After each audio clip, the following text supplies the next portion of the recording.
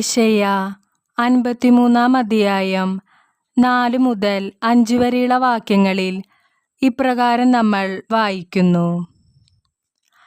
അവൻ നിന്ദിക്കപ്പെട്ടു, നാം അവരെ ബഹുമാനിച്ചതുമില്ല. നമ്മുടെ വേദനകളാണ് യഥാർത്ഥത്തിൽ അവൻ വഹിച്ചത്, നമ്മുടെ ദുഃഖങ്ങളാണ് അവൻ ചുമന്നത്. എന്നാൽ ദൈവം അവനെ പ്രഹരിക്കുകയും ശിക്ഷിക്കുകയും ദണ്ഡിപ്പിക്കുകയും ചെയ്തെന്ന് നാം കരുതി.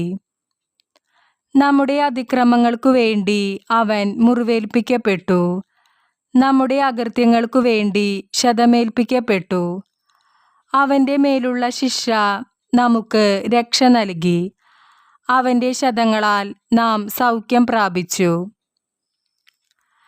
നമ്മുടെ പാപങ്ങൾക്ക് പരിഹാരമായിട്ടാണ് ഈശോ പീഡകൾ സഹിച്ചതും കുരിശിൽ തറച്ച് മരിച്ചതും.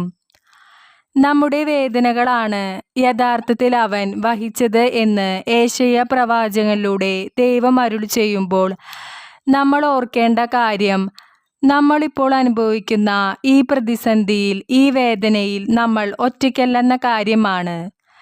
യേശു നമുക്ക് ഒപ്പമുണ്ട്. കാരണം നമ്മെ രക്ഷിക്കാൻ, നമ്മുടെ പാപങ്ങൾക്ക് പരിഹാരമായി സ്വന്തം ജീവൻ തന്നെ അർപ്പിക്കാൻ, തൻ്റെ പിതാവിൻ്റെ ഹിതത്തെ പൂർണ്ണമായി ഏറ്റെടുക്കാൻ കാണിച്ച ഈശോയുടെ സ്നേഹത്തോളം വരില്ല മറ്റൊന്നും.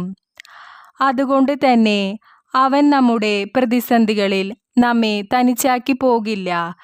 കാരണം ഈ പ്രതിസന്ധി പോലും നമുക്ക് തന്നത് അവിടുന്നാണ്, നമ്മുടെ വിശ്വാസത്തെ പരീക്ഷിക്കാൻ. മനുഷ്യർ നമ്മെ പല വിധത്തിലും അവഗണിക്കാം, പക്ഷേ നമ്മെ ഒരിക്കലും അവഗണിക്കാത്ത, തള്ളിപ്പറയാത്ത യേശുവിൻ്റെ സ്നേഹം നമുക്കൊപ്പമുണ്ട്.